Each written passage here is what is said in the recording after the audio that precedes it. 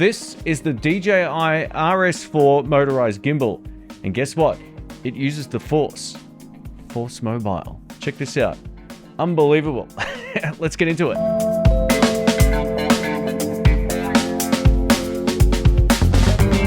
Welcome back, folks. My name's Shane. In today's video, we're checking out the DJI RS4 Gimbal Combo Pack. This RS4 Combo Pack will set you back around 999 Australian dollars or about 719 in the US. You can also buy the gimbal itself without all of the additional accessories for about $200 less in both regions, which is cool. The RS4 can be used to shoot both standard and vertical footage if your camera doesn't support open gate, thanks to its smart detachable locking system. The last DJI gimbal that I used prior to shooting with the RS4 is my Ronin S, which I purchased back in 2019. The RS4 is lighter, it's more stable, less expensive, and did I say lighter? While the Ronin S is a great gimbal, it's also an absolute behemoth. The RS4 has a bunch of cool features and modes which I'll cover shortly, and this will cover my hands-on experience shooting with the RS4 Combo Pack. Now, if you're a LUMIX shooter, you get access to some advanced tracking modes, which we'll cover in just a bit. But before we get into this video, a huge thank you to the folks at DJI for providing this gimbal for this particular review video. As always, all thoughts will be my own, and I don't get to preview this video ahead of time. Let's do it. This 50-second sample reel was all shot using the DJI RS4 gimbal combo with my LUMIX S9. I used the 18 and 35mm primes for this particular test.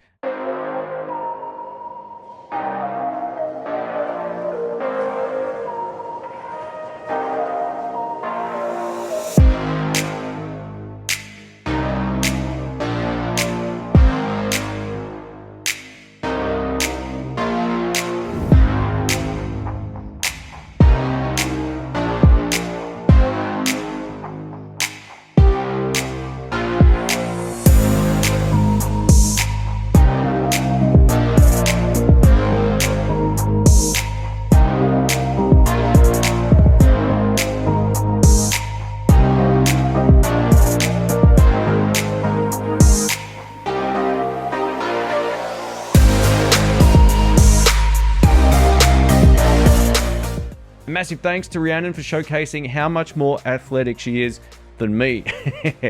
As you can see, whether I'm running, walking, shooting at chest or knee height, the footage looks buttery smooth. Let me know what you think.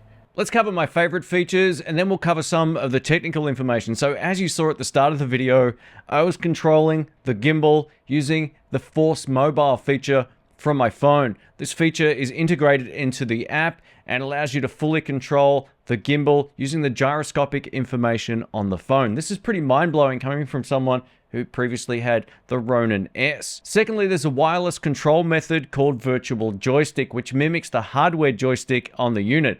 Again, you can adjust the same speed and smoothness parameters found in the Force Mobile section. The big benefit to Force Mobile and virtual joystick is this. Let's say you've got the gimbal mounted in a situation where you can't control it manually. You can do it all wirelessly. In my test with the RS4, Force Mobile is better suited for fast or more erratic movements, whereas the virtual joystick is better for smoother footage, which will work better in filmmaking or potentially in YouTube setups. By connecting to this gimbal wirelessly, you also get full control over your camera's main settings, like ISO, shutter speed, white balance, and a whole lot more. Again, this is a great gimbal for use on a desk like this. Say, for example, I'm shooting an interview, but I need to adjust my ISO. Rather than push a button on top of the camera and potentially bump the shot, I can do it all via the app, which is pretty great. If you're a LUMIX shooter, you're going to love this next feature. This is by far one of my favorites. So this has a feature paired with LUMIX cameras called Active Track, and this allows the camera to send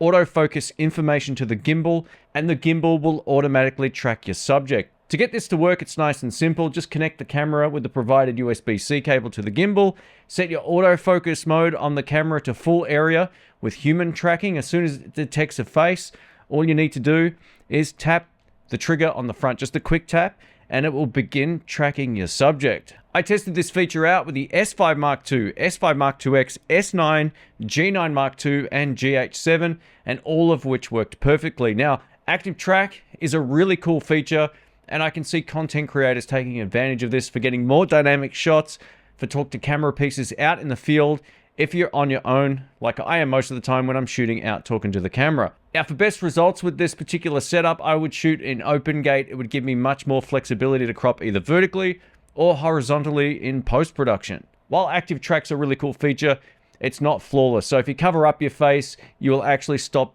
the gimbal from tracking you. Even though the camera will still know it's a human subject, it only works if the face is in the frame. Another thing I noticed as soon as I started using the RS4 is that the DJI 4th generation stabilization system is very impressive.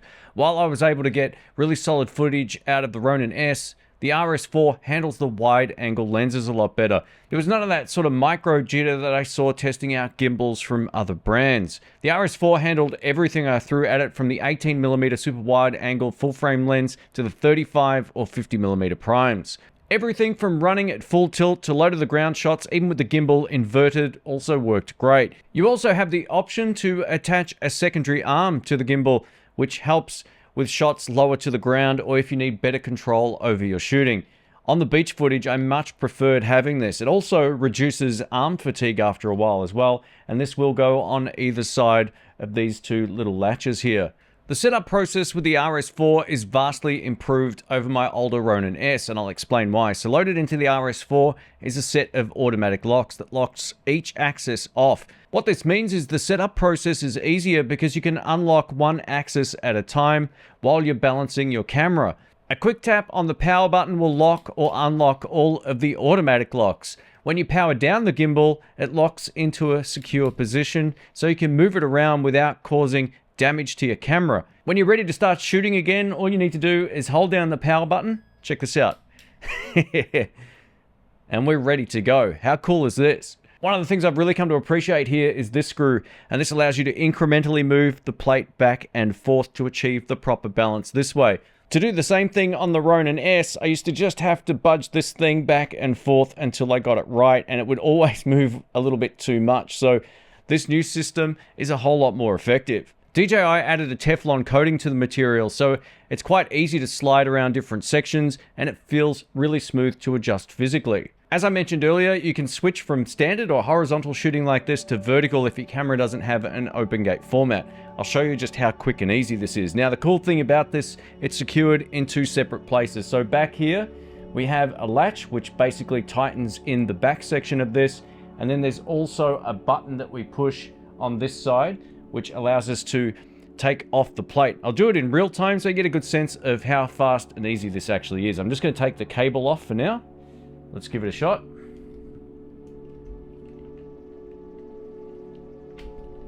Once you have the camera off, check this out. There's a little thing that you slide in just over here.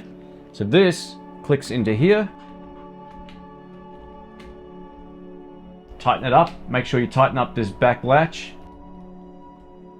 And you're good to go. Nice and fast. Again, if you've got a camera with open gate recording capability, you won't even need to flip your camera vertically. One of the clear reasons to get the RS4 combo pack is that it comes with a DJI Focus Pro Motor for manual focus lenses. This motor allows you to directly control the focus of your cine lenses thanks to the wheel on the front of the gimbal. Once this unit is calibrated, it makes it easy to pull focus manually without ever having to touch the lens itself. I tested out this focus motor with my GH6 and 7 using the Sirui Nightwalker series lenses over here. Now, those lenses have those big teeth all the way around them designed specifically for this. But the great news is, if you don't already have a cine lens and you want to use it on a standard lens, you also get this little track right here. So you can just use this if you so choose. Another thing that's impressed me to no end with this is we get a 1.8-inch touchscreen display. You swipe up to unlock the screen, swipe right for features like time-lapse, track, and panorama, swipe up for general gimbal settings, and swipe down for calibrating focus motor settings or things like the display, for example. You can also adjust the hardware dials or joystick options by swiping up. One of the cool features with this particular gimbal, if you go into an option like this, there'll be an arrow to send you back exactly where you came from on screen, which I like. And again, it's very responsive.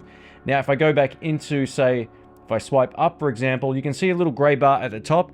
That means that if I need to go back to the main menu, I can just swipe down and I'm back to where I started. The same can be said if you swipe right. You can see the little gray bar on the left-hand side. Swipe it back to the right and you're back to the home screen. Like I mentioned, it's very intuitive. It's one of those things you'll get used to in only a few minutes. Another thing I've come to appreciate with this gimbal over my old Ronin S is this hardware switch on the right-hand side that changes the follow mode. So we've got a 3-way position switch here, and you get updated information on screen as soon as you do the switching, which is fantastic. Now, on my original Ronin S, it's just 3 green lights, and it lets you know which one you're on. I think it changes the color, but there's no actual physical information anywhere. So this makes the whole entire experience a lot easier because, one, you can just reach to it whether you're left or right-handed. You can easily get to it with your right hand. And if you're a lefty, you can get to it with your thumb or of course, you can just use your right hand like this. But it makes it a lot easier to get into the follow mode that you want. And you see all of the information on screen. I think the takeaway here is I appreciate the fact you can't kind of get into the wrong mode accidentally. It's either up in pan tilt follow mode, in the center using the pan follow mode, which is my personal favorite, or down in FPV, which is first person view. Now, if you're unfamiliar with these modes, I'll give you the quick rundown. Pan follow mode is my favorite mode and allows the gimbal to be panned only, which works for about 90% of the stuff that I film. This mode is also the easiest to get used to, and if you're new to using a gimbal, start with pan follow. And yeah, it's the one that I use most of the time. It only allows you to go left and right.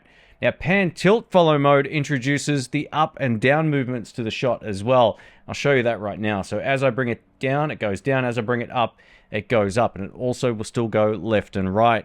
FPV mode is a mode that allows for free-form movement. Now, I'm not going to lie, I suck at this particular mode.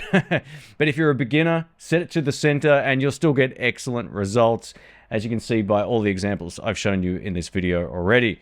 If we hold down the mode button in any mode, it takes us into sport mode, and I'll show you the difference. So this is standard pan follow mode, and I have the gimbal set to slow. If I hold mode down, look at this. That's sport mode. So yeah, much quicker, and this will work in all of those modes. You can also fully customize the responsiveness of the gimbal. We're currently in slow right now. As you can see, I'm turning my wrist pretty quick, but the gimbal is responding slower. And this is great if you're looking for more of a sort of cinematic look. You can change the speed on the back of the gimbal here. This is medium. So medium is much faster already, and that's where it's set to by default. And you can go over to fast, and that's how fast that goes.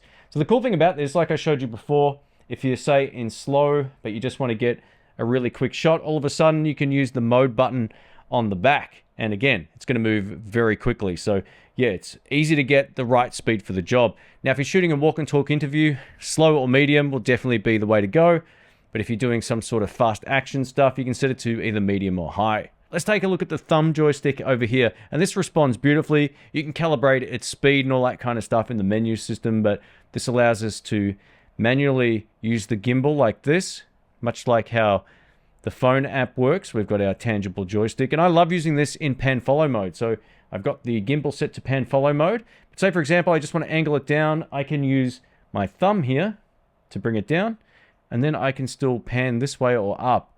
This is kind of how I used it when we were doing the beach shoot. It was nice and simple to get a shot that worked in any orientation, just in pan follow mode by using the joystick on the back. The record button back here does two things. One, it can trigger your camera to record, and two, a half press will activate the shutter. So if you're shooting in manual focus, for example, you can lock the focus point with a half press and then record with a full press. By default, if your camera is set in one of the photography modes, you can use the mode button to act as a shutter. Let's cover some of the specs and further information here. So the RS4 can handle a payload of 3 kilograms. This is how much the camera and lens combination can weigh, which is roughly 6.6 pounds. This is easily capable enough of holding my GH6 or 7 and any of my cine lenses I have in my collection. It's also fine, obviously, with the S5II or X, with any of the full frame lenses I have. This would also be a great choice for cameras like the Sony FX3 or FX30. If you have a camera like that, you won't have a problem with this at all. The gimbal itself, without the camera, only weighs 1 kilo or 2.4 pounds, which is a lot lighter than I was expecting. Let's talk about battery life. So there's a couple of different ways you can run this. One, you can just plonk your camera on the top and use it as a gimbal without that USB-C cable. Secondly, you can run the USB-C cable into your camera and keep the internal camera battery charged. Now, when I shot out in the field or at the beach with this particular setup with my S9, I didn't use the USB-C port and the battery life lasted beautifully. Battery runtime on this is rated at 12 hours with this particular battery grip. Now, if you buy the larger, higher capacity battery grip, then you'll get extended battery life. But it also depends on if you're using the gimbal to keep the charge of your camera battery going. So if you use that USB-C cable that I was showing you earlier, that will actually internally charge the battery of your camera. At least with my S5II here, within the menu, I can switch off charging over USB-C. So that's a way around that if you don't want the internal battery to charge, favoring the battery of the gimbal itself. One of the big reasons why I purchased my Ronin S over a lot of the competition at the time is the fact the battery grip is completely removable. This means if down the line something goes wrong and it might not be holding charge, like batteries have a finite life cycle, then you can replace it without having to throw out the entire thing. This is so good. Also, if you're wondering what these terminals are on this side of the gimbal, they're for connecting third-party accessories, or of course you can use it for mounting the additional arm. All right, let's wrap this up. So overall, the RS4 is a great gimbal, and it's one of the best gimbals I've used in quite some time. I love the touchscreen display and the auto-locking design, but I love the fact the end results look pro. If you know the channel, you know I've reviewed a lot of gimbals over the last few years, and while I'm not a professional gimbal operator by any stretch of the imagination, I was very impressed with the end result and how easy it was to get excellent results out of this. For someone doing paid client work or who are looking for a gimbal that's a great long-term solution with a killer feature set, this is a really great choice. Anyone shooting with cine and anamorphic lenses will also get a kick out of this pack, thanks to the focus motor, which is included in the bundle. My only minor nitpick with this entire pack is that I don't like having exposed terminals like this just open all of the time. I would have loved to have seen some sort of little plastic clip I could have put over that, but you know, it's a minor nitpick at best. It doesn't change the fact that this will give you excellent results, and it was a pleasure to use in terms of gimbals. Thanks for watching, folks. My name's Shane. If you have any comments, questions, or suggestions about this unit or the video, please let us know and I'll reply as soon as I can. Thanks for watching. Catch you soon. See ya. Happy shooting.